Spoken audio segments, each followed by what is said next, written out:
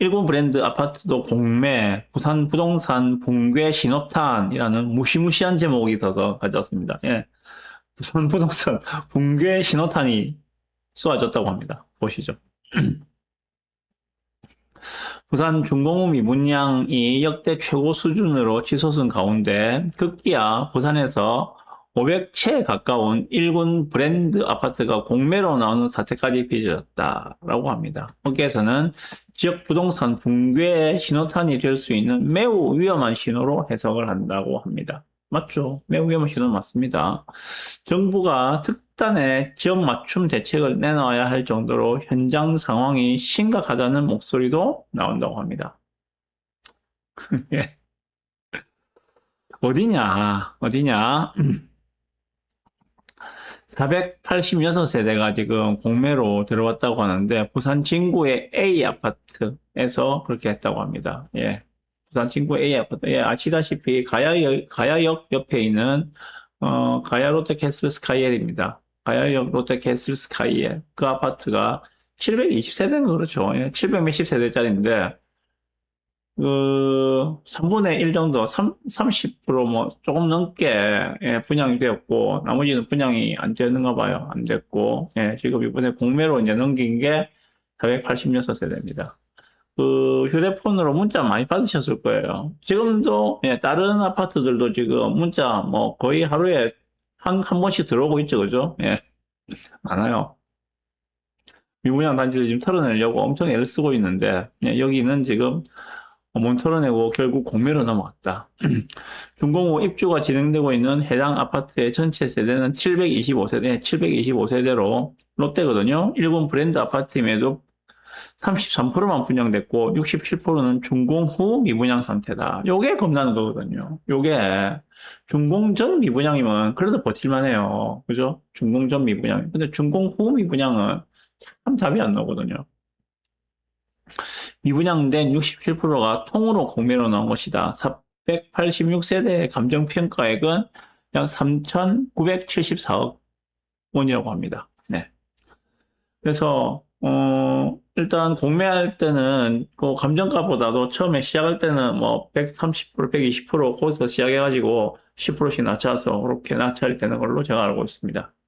그래서 그 아무래도 좋은 거 RR들은 조금 뭐 감정가보다 살짝 높은 수준에서 낙찰될 가능성도 있겠죠, 그죠? 그러다가 쭉 내려가서 결국은 뭐 한참 낮은 감정가보다 낮은 가격에서 결국은 최종적으로 다 떨이가 되겠죠.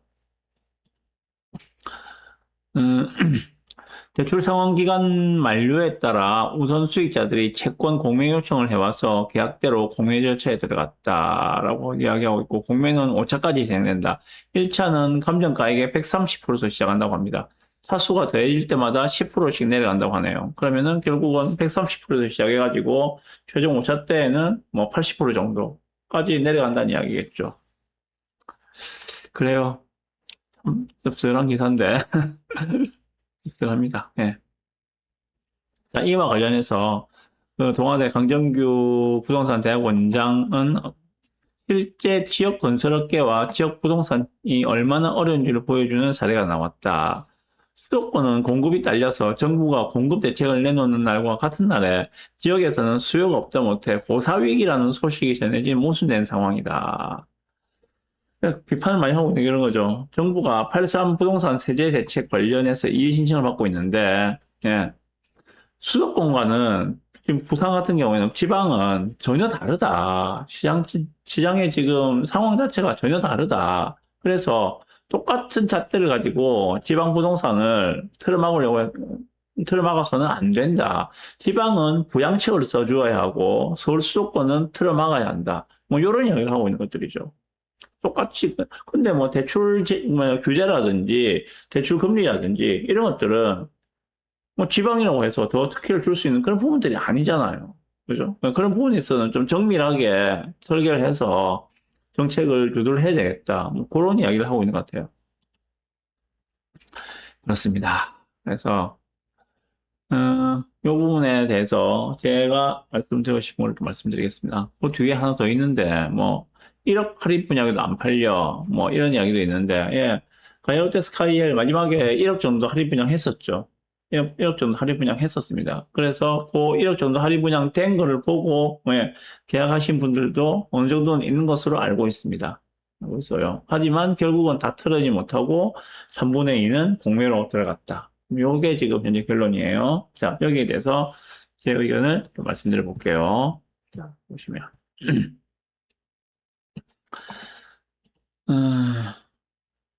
입지, 뭐, 다들 아시다시피, 어딘가 하면, 지하철 2호선, 가야역 있죠, 그죠? 여기에요. 서면에서 부암역 지나서 바로 가야역인데, 가야역 바로 위에 있는 이 자리거든요. 가야역 롯데캐슬스카이에. 이 자리입니다. 여기에 720세대짜리를 지었어요. 여기는 상업지당이라서 여기 용적률은 800%짜리 아파트입니다. 우리가 소위 말하는 상업지 주복형 아파트라고 보시면 됩니다. 용적률 800%. 좀 빽빽하죠? 용적률 800%니까 좀 빽빽한 그런 아파트입니다. 지하철은 정말 비와도 뭐 우산 안 쓰고 어디 가면은 한 30초면 갈 수 있는 정도의 거리. 초역세권입니다. 초역세권. 그리고 서면으로 접근성도 나쁘지 않죠. 지하철 두 코스니까 서면까지 접근성도 나쁘지 않고 뭐 도보로 걸어간다고 해도 한 15분 정도면 갈 수 있는 서면까지 접근할 수 있는 그 정도의 거리. 고까지예요. 고까지가 장점입니다. 고까지가 장점이에요. 초등학교는 어디 가는가 하면은 요 위에 있는 가야역이니까 여기죠, 그죠? 여기 위에 있는 가남초라고 있죠, 그죠? 가남초. 여기로 가게 됩니다.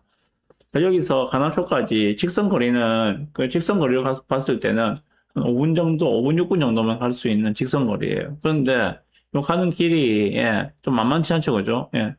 요렇게, 지하도를 지나서 올라가가지고, 요 위로 살살 올라가서, 여기까지 올라가야지, 되는 거기 때문에, 초등학생들이 혼자서 다니기에는 조금 어려워 보이는 그러한 걸로 보입니다.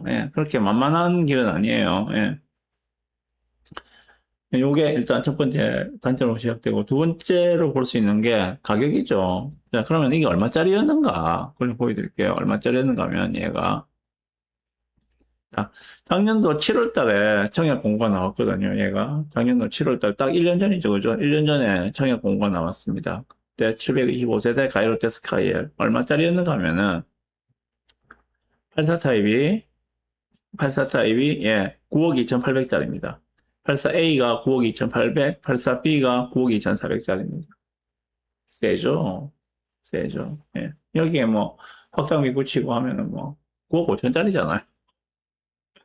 거기에다가, 제가 지금 말씀드리는 거는, 얘가 왜 이 지경까지 왔는지에 대한 원인들을 제 나름대로 생각해서 말씀드리는 거예요. 첫 번째 말씀드린 게, 장점은 오케이, 알겠어. 초역세권이고, 서면에 인근에 있다는 건 알겠어. 하지만 단점들. 일단, 초등학생 저학년 혼자서 통학하기에는 조금 문제가 있어 보인다는 거 하나였고, 두 번째가 가격입니다. 84 타입이, 뭐 9억 5천짜리다. 9억 중반이다. 물론 고층 기준이에요. 9억 5천짜리다.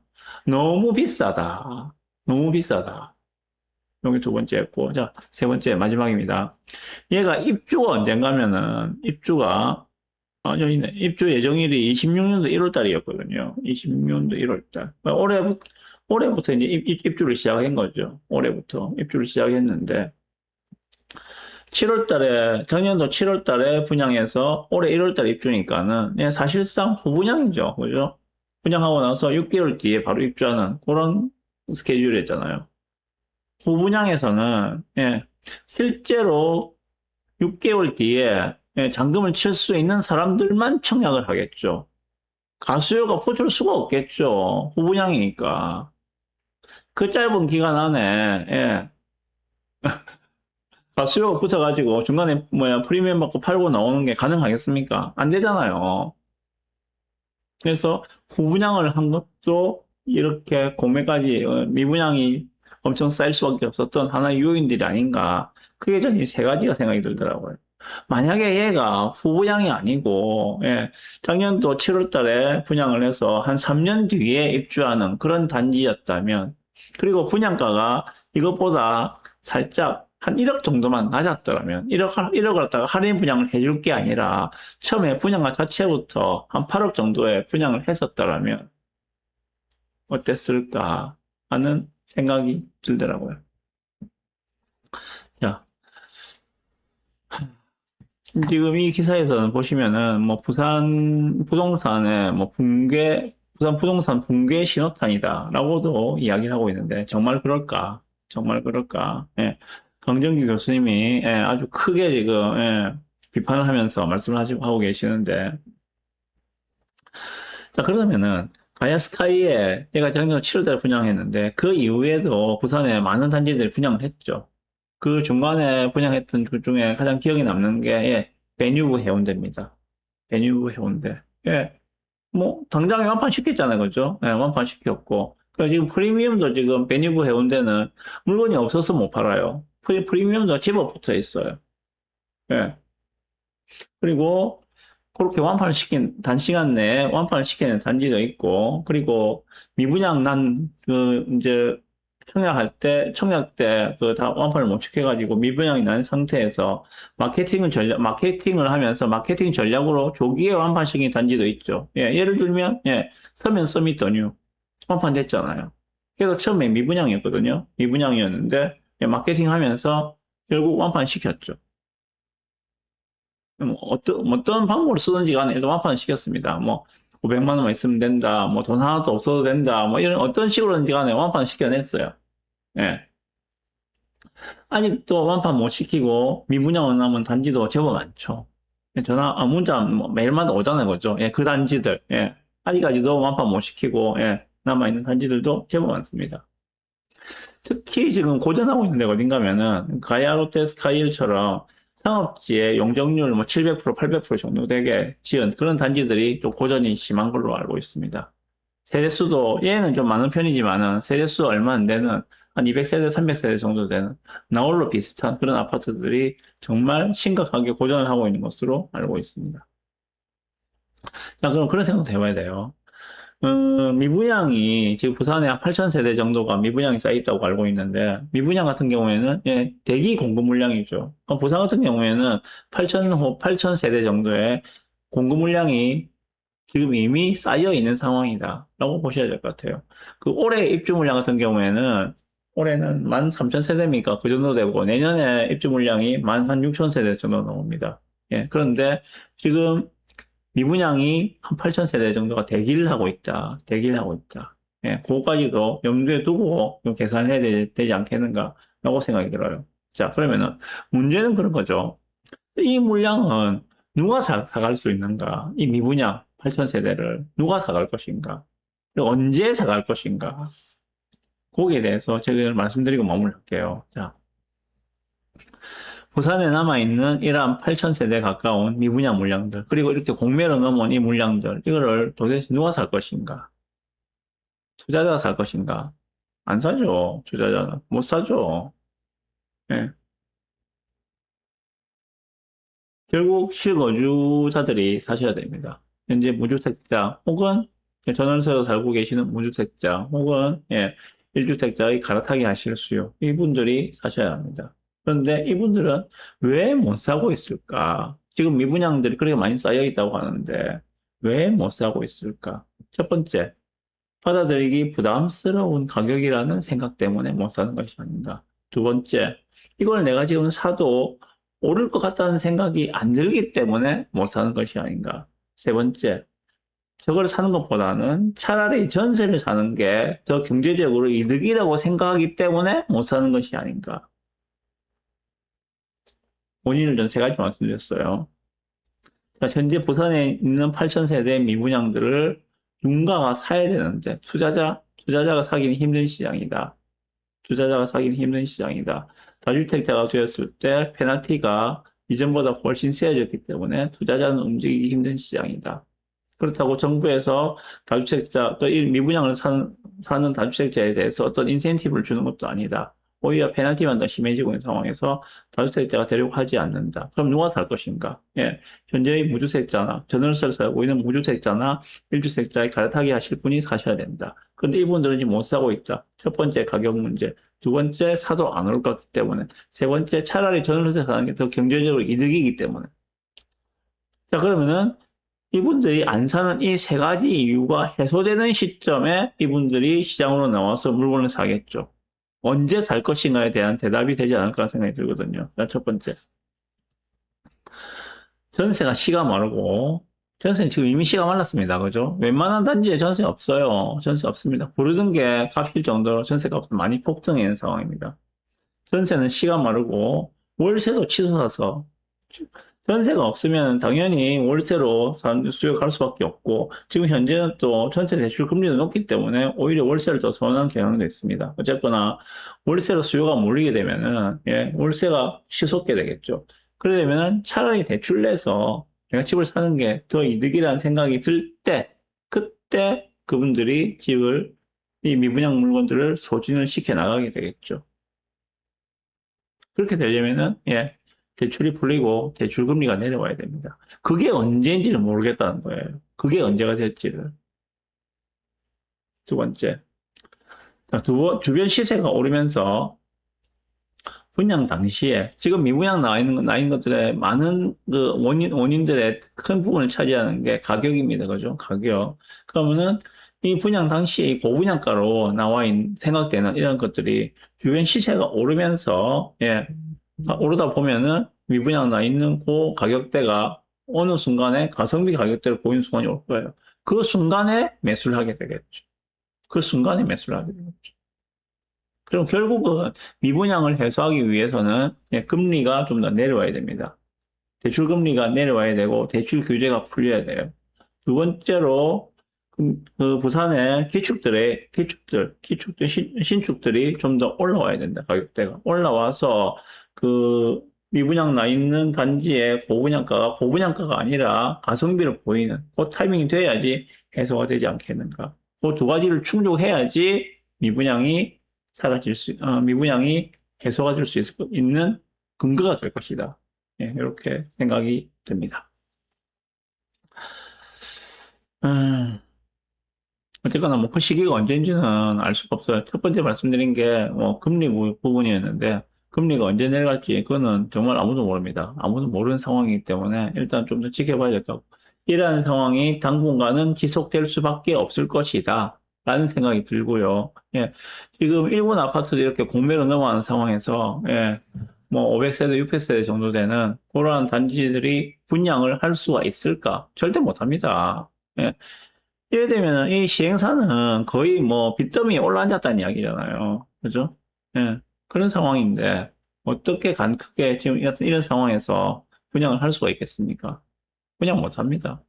갈수록 입주 물량, 공급 물량은 줄어들 것이다. 이것도 또한 팩트예요. 그래서 지금 미분양으로 쌓여 있는 물건들 중에 단지들 중에서 예, 잘 한번 그 전략으로 활용하셔도 될 것 같아요. 미분양 쌓이는 단지들 중에서 예, 내가 생각하는 여건에 맞는 그런 단지들을 가성비 있는 단지들을 골라서 내 집 마련의 하나의 툴로 활용하시는 것도 좀 방법이 되지 않겠는가라고 생각을 합니다. 그렇다고 주위하고 비교도 안 해보고 그냥 뭐 무지성으로 톡톡 계약하고 그런 거는 안 하시면 안 됩니다.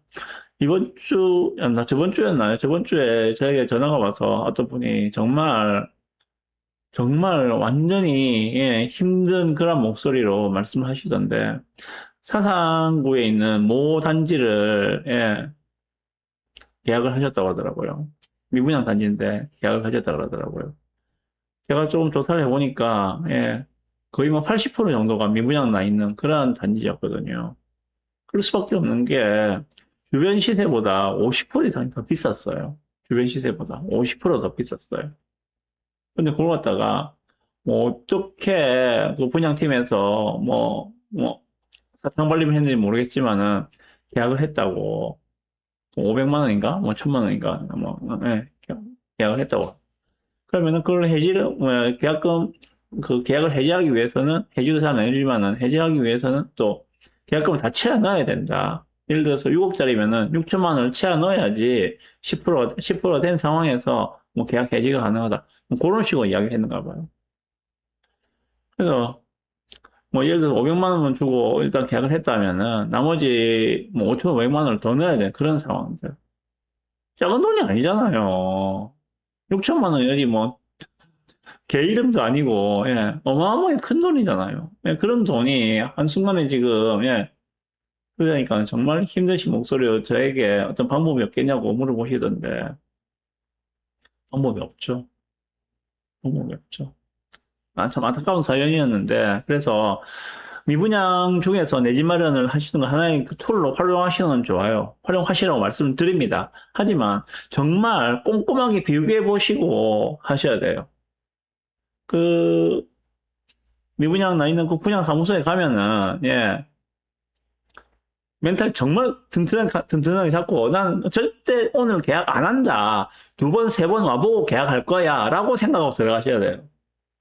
아니면은 그냥 혹 해가지고 예, 뭐 500만 원만 있으면 됩니다. 계약하면은 2천만 원 드립니다. 여기 혹 해가지고 그냥 도연식 오는 수가 생긴다고요. 그런 경우는 없었으면 좋겠습니다. 네. 일단 그래서 오늘 요거 뭐 일본 브랜드 아파트도 공매 넘어왔다 가이로테 스카이를 좀 말씀드렸는데 그 제가 생각하는 원인과 언제쯤 그것들이 해소가 될 수 있는가에 대한 것도 대략적으로 말씀드렸습니다. 당분간은 좀 이런 흐름이 있을 것 같으니까는 참조하셨으면 좋겠습니다. 네, 여기까지.